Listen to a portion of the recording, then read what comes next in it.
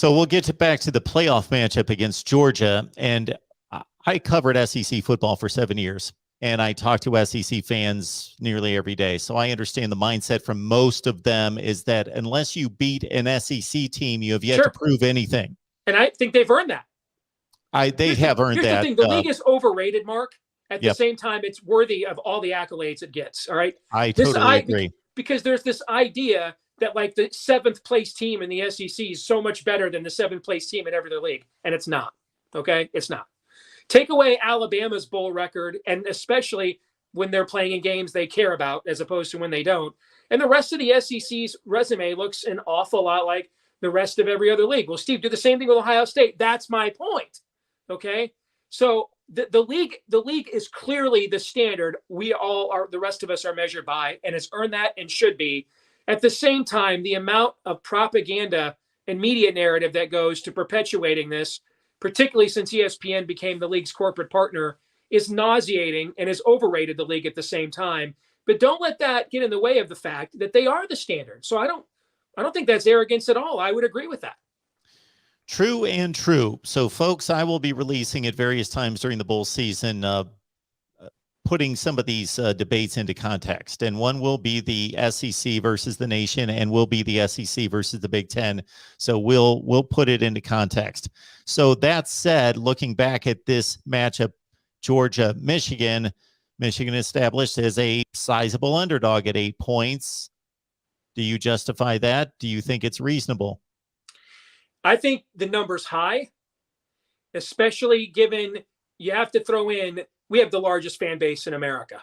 Okay. So the largest alumni base in America. And if it's not us, there's Notre Dame and Ohio State are the only 2 schools even in that conversation. So we always get a point or two in the line because of the amount of public action that comes in for us. What I find fascinating is that the line opened at 7 and it's already gone up. They're willing to take on additional risk.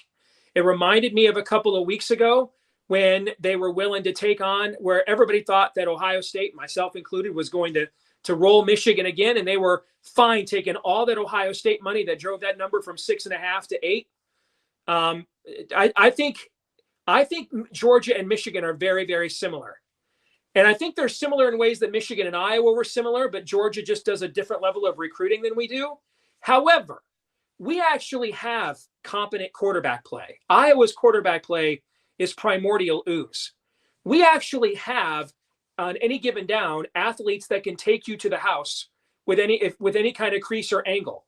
Iowa doesn't really. Tyler Goodson's a very good running back, but we're not talking, Ronnie Harmon, Tavian Banks kind of Iowa or Sean Green level of Iowa running back. He's pretty good, pretty good.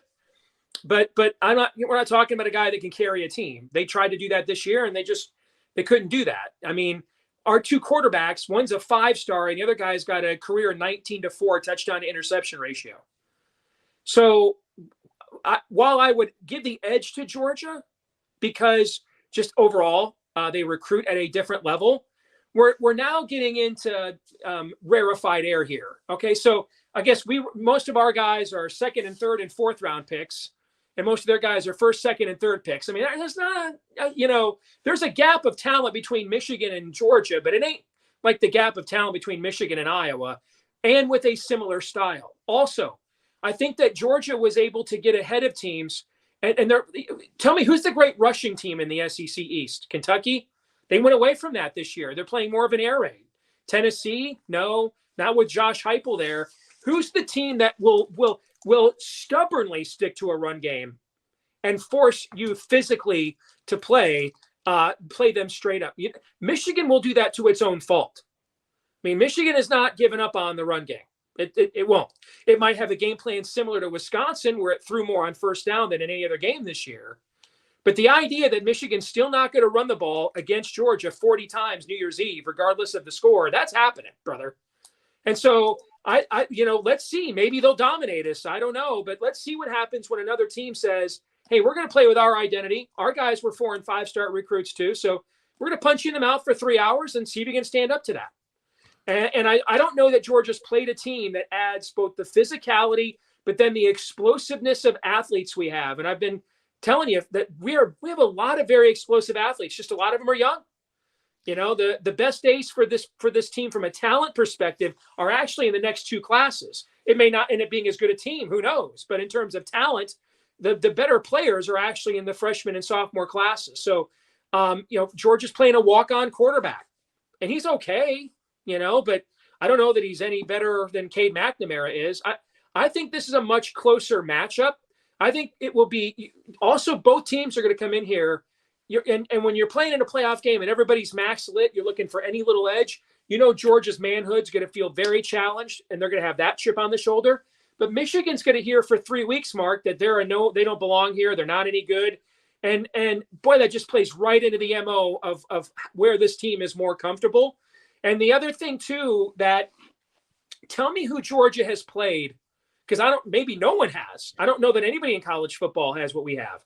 Tell me who Georgia has played that on passing downs can drop 8 or drop 7 and think they can get pressure because of who they can bring off the edge. You know, Georgia was able to basically neutralize Will Anderson, and I would kind of say him and Aiden Hutchinson are comparable. But who's Alabama's David Ojabo? You know, one of the biggest plays of the game Saturday night, no one mentions, is we came out 3 and out. Iowa has a very good drive that they scripted going. They just missed a halfback pass that should have given them a touchdown.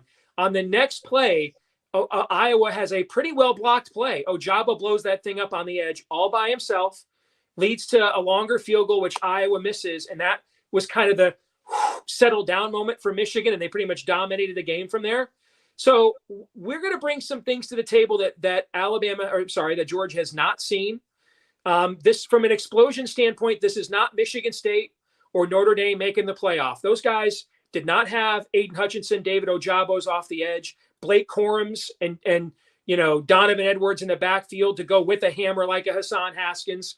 I don't think it's like that at all. And I also don't think this Georgia team is as explosive as the Alabama and Clemson teams that dominated Notre Dame and Michigan State in those playoff games either.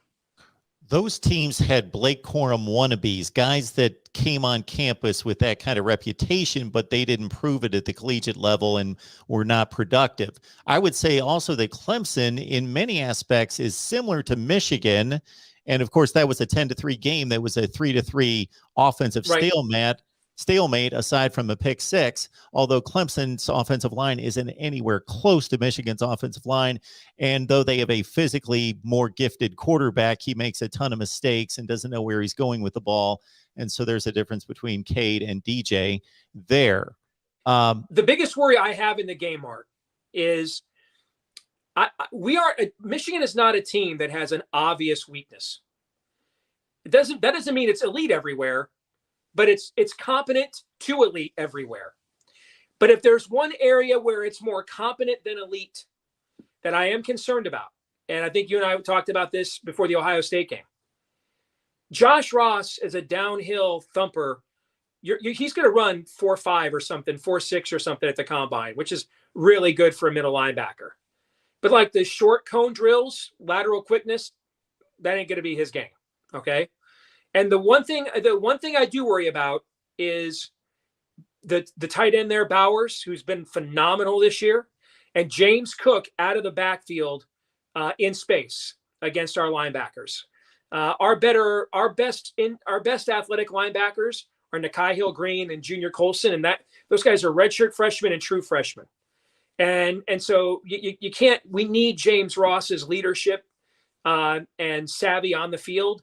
But athletically, that's the area I am the most concerned about from a Michigan standpoint is Bowers and Cook in space against our linebackers. Steve, Kirby Smart has obviously done just about everything right at Georgia. However, at the quarterback position, I'm thinking during this SEC championship game, I don't know that going into the game that Stetson Bennett has done anything on the field to be considered a lesser commodity than JT Daniels. Daniels has the 5-star ranking over Stetson Bennett, the 3-star walk-on, and I think that's what most people see when they see those two quarterbacks.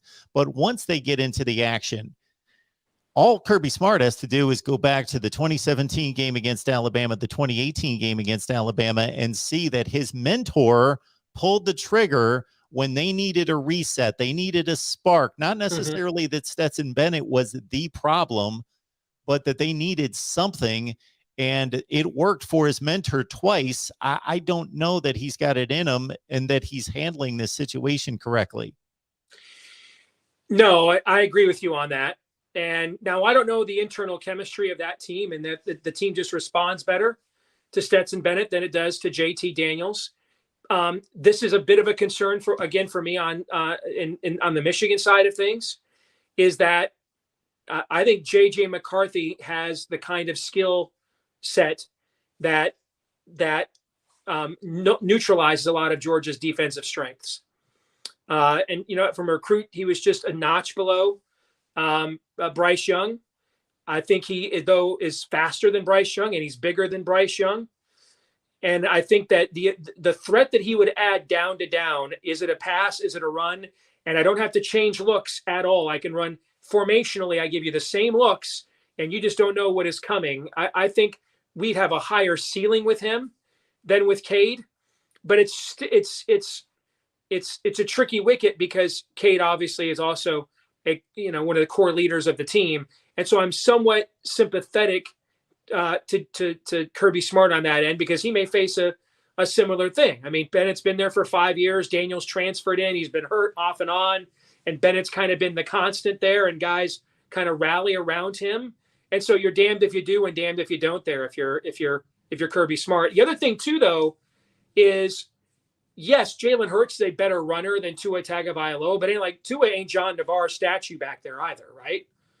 In this case, it's rare that you take out the more dual function quarterback to put the statue in. Normally your changeup comes the other way around, right? And JT Daniels just doesn't have much mobility back there at all, and that's where I would be concerned, because he has not seen a lot of game action. We run a very multiple defense with a lot of different looks, similar to the Ravens, which is where our DC comes from. And I'd get concerned putting Daniels in there, and he's not very mobile, and he's got to take maybe another half second to process, and that's an extra half second for Ojabo and Hutchinson to wreck you on a particular down. So both of these teams have, for different reasons, have a bit of a roulette wheel at quarterback here. But it's working for Michigan, so it's a much more steady roulette wheel, or what's coming. You either have the black or the red given to you, I guess, before it's spun, as opposed to the Georgia situation, where my thought there was, everything that you just stated is valid. The keeping the locker room in check and knowing what move to make there is critical in that situation. I was thinking of it more in the moment. You're down by 2 scores. Sure. Let's make a change and see, because it's not getting done right now. If not, and you do that for no other reason than, if I need Daniels to win one of these next 2 games, he's already gotten his feet wet. I mean, the guy's not played any meaningful football since September. Okay. Now you want to throw him in against the number 1 or number 2 teams in the country in back-to-back weeks off the bench cold? I don't know. Good luck with that. All hail Michigan. Thank you so much for the super chat contribution. I've replaced ESPN and put Mark Rogers in that spot. That's kind of ironic, actually. But anyway, love the content as always, and my Wolverines will win. I think you see more Jay and Edwards also. JJ Donovan Edwards. Absolutely.